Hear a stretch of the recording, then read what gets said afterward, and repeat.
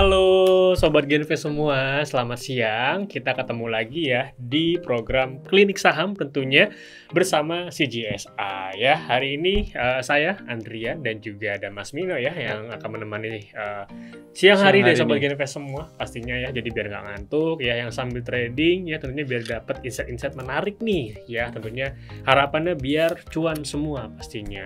Oke, udah ada Mas Mino di sini. Gimana kabarnya Mas Mino? Baik. Alhamdulillah baik. Sehat-sehat walaupun market kita di sesi 1 ini agak kebakaran nih. Iya nih, ada koreksi nih ya market kita nih. Mungkin boleh dikasih update dulu nih Mas Mino ke Sobat Genves. Apa kabar market kita nih di sesi 1 ini? Oke ya, jadi mungkin sedikit update ya untuk teman-teman semua. Jadi di sesi 1 tadi indeks terkoreksi ya 51 poin atau sekitar 0,69% ya. Transaksi lumayan ramai, sekitar 5,63 triliun. Dari sisi sektoral ini sektor teknologi ya, ini terkoreksi paling dalam 1,46%.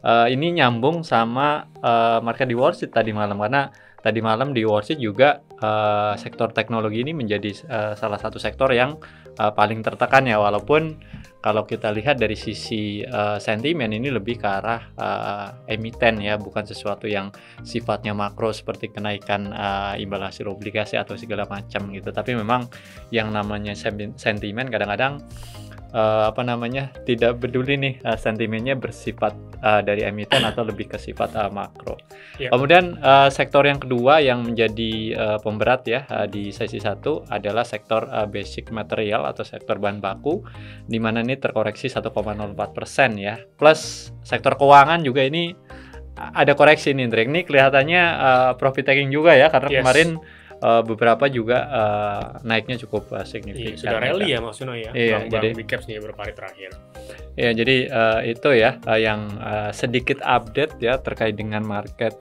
Kalau yang positif sih sebenarnya ada ya, ada 3 sektor yang masih menghijau di sesi pertama atau sesi 1. Yang paling gede kenaikannya adalah sektor non primer ya. Ini menguat 1,19%, kemudian energi 0,3% ya, karena komoditas cenderung flat ya untuk batu baranya. Kemudian untuk transportasi juga menguat 0,14%. Jadi itu 3 sektor yang menjadi jawara ya di sesi 1, masih terpantau menguat meskipun indeks kita mengalami pelemahan gitu. Oke, jadi itu sedikit update ya Sobat Genves di siang hari ini. Andre katanya mau ada tebak-tebakan nih sebelum kita lanjut untuk sesi Q&A ya, biar lebih rileks ya. Lebih chill gitu ya. Ini menyikapi market yang mungkin bikin tegang ya karena marketnya kebakaran. Jadi mungkin ada tebak-tebakan sedikit nih teman-teman ya. Tapi maaf nih kalau nggak lucu ya. Lucu-lucuin kali ya. Oke. Kucing apa yang bikin sedih? Ayo, apa ya? Ini bahasa Inggris kayaknya ya. Bebas. Jawab dulu aja. Mau bahasa. Ini kayaknya bau-baunya sih cat loss ya. Cat kan kucing ya. Oke ya, itu cat loss. Bau-baunya. Saya juga punya ada tebak-tebakan, tapi ini lebih masuk akal sih ketimbang tebakan Andre tadi. Apa tuh? Saham apa yang bisa berkicau? Saham yang bisa berkicau. Ya. Kira-kira apa nih? Tidak tahu Mas, apa tuh kira-kira? Lah, dipikir dulu lah, jangan nyerah dulu. Kan ceritanya nggak tahu Mas ya langsung punchline-nya itu kan. Oke, jadi kalau yang bisa berkicau di dunia nyata apa namanya? Burung. Ya, burung bahasa Inggrisnya apa nih? Bird. Nah, ada sambal, betul. Jadi bluebird ya, itu kodenya ada bird. Jadi saham yang bisa berkicau adalah bird. Oke. Ya, lumayan lah buat saringan lah ya. Mungkin buat teman-teman nggak terlalu lucu, tapi lumayan. Oke. Teman-teman silakan ya, kalau ada yang mau ditanyain boleh kirim aja pertanyaannya. Nanti kita bahas bareng-bareng nih nanti sama Mas Mino juga ya. Oke, mungkin kita langsung bahas terkait dengan pertanyaan yang sudah masuk kali ya, Andre. Jadi yang pertama apa nih, Andre? Kira-kira pertanyaannya? Ini ada pertanyaan kemarin aku datang ke IMS ya dan melihat stand mobil merek BYD ini rame dikunjungi pengunjung lain juga ya. apakah ini nantinya BYD akan menggeser atau menggerus nih pangsa pasar Asia di kancah domestik ini. BYD ya, ini jadi hot topic nih Mas Vino ya, merek terbaru dari China yang datang ke Indo yang memang sempat dikhawatirkan akan menggeser pangsa pasar Asia. Ditambah mungkin teman-teman melihat di saham Asia saat ini harganya cenderung turun terus gitu ya, belum ada reversal nih. Betul sekali. Jadi memang ini Astra ini dari sisi sentimen ya, ini banyak banget yang belakangan ini istilahnya menjadi pemberat ya. Pasca pengumuman BYD masuk ke Indonesia itu sudah membuat saham Astra itu break ke bawah ya. Jadi mengalami penurunan cukup signifikan tadi terkait dengan kekhawatiran bahwa kehadiran BYD ini akan menggerus pangsa pasar dari Astra Internasional gitu. Nah, terkait dengan ramenya booth dari BYD ini sebenarnya tidak mengherankan ya, karena biasanya orang-orang itu cukup penasaran nih terkait dengan produk-produk baru yang notabene seperti BYD kan baru datang ke Indonesia, jadi pastinya orang banyak yang kepengen tahu nih, dan kepo itu yang mungkin ya pengen kepo, itu yang mungkin mendorong minat yang cukup besar dan membuat booth-nya cukup ramai. Tapi ngomong-ngomong soal pangsa pasar ya, kalau menurut tim riset kita ini sebenarnya kehadiran BYD ini tidak akan terlalu berdampak signifikan ya terhadap pangsa pasar Astra. Kenapa? Karena pertama tentunya Astra ini udah punya pengalaman yang luar biasa lah ya di market Indo dengan pangsa pasarnya di atas 50%. Jadi mempunyai pengalaman yang sudah teruji gitu. Kemudian terkait dengan mobil listrik sendiri, itu kemarin kan yang di launching harganya cukup mahal ya.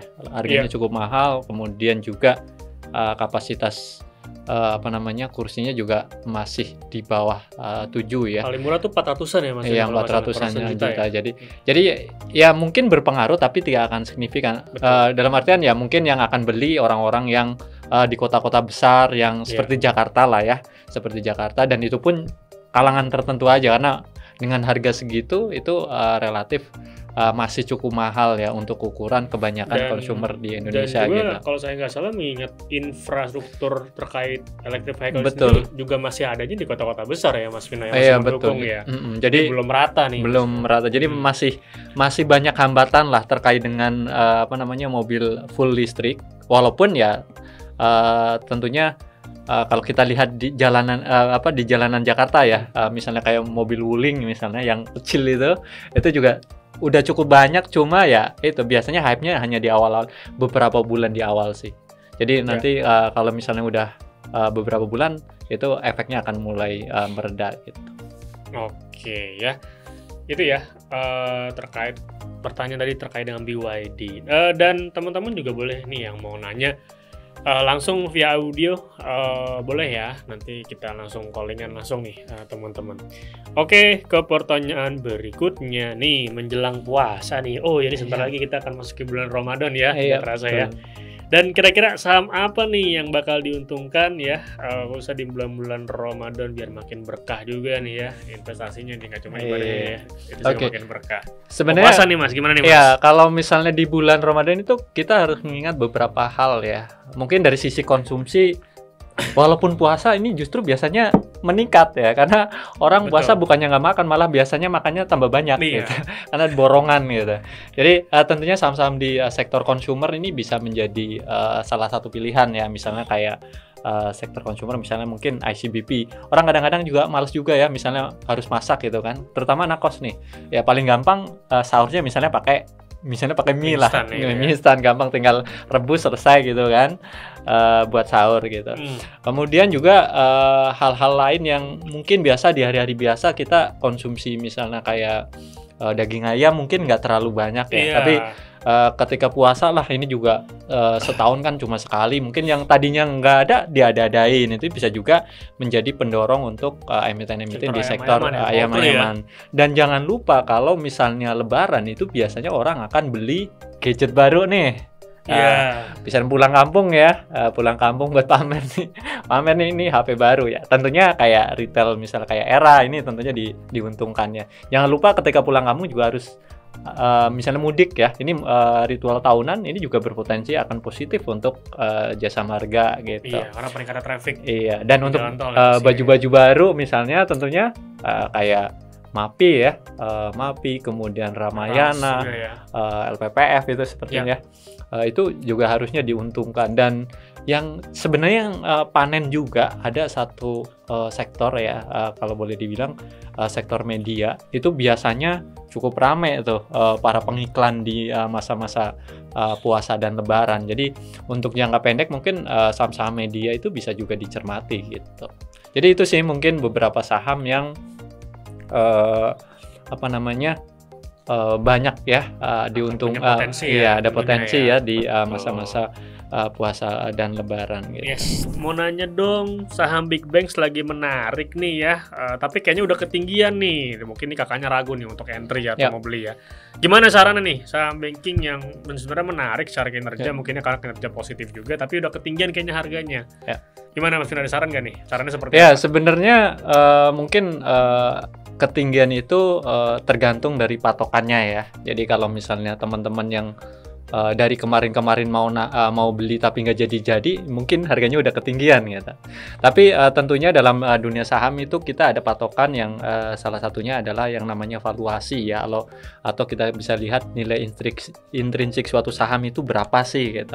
Ya. Nah dari beberapa saham big cap ini sebenarnya masih cukup, nilai wajarnya ini masih cukup menarik, masih cukup tinggi ya. Harganya misalnya kayak Bank Mandiri misalnya di 7.780, kemudian BRI 6.600, BNI di 6.750, dan BCA ada di 10.900. Jadi kalau kita bandingkan dengan nilai wajarnya sebenarnya ya belum terlalu tinggi juga ya untuk harga saat ini gitu.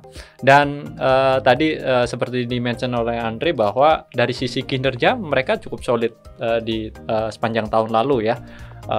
Laba bersihnya tumbuh double digit, Yes. kreditnya juga tumbuh cukup solid ya, plus kualitas asetnya juga terus membaik, dan ini diprediksi akan berlanjut di tahun ini, apalagi pemilu ini udah ya boleh dibilang udah selesai lah ya. Yap. Jadi tentunya ke depan ini harapannya ekonomi akan berjalan normal, tidak ada lagi overhang ya terkait dengan pemilu, dan ini tentunya akan positif ya untuk emiten-emiten di sektor perbankan. Jadi secara valuasi saya pikir menurut tim riset kita ya ini masih cukup oke untuk saham-saham perbankan big cap gitu.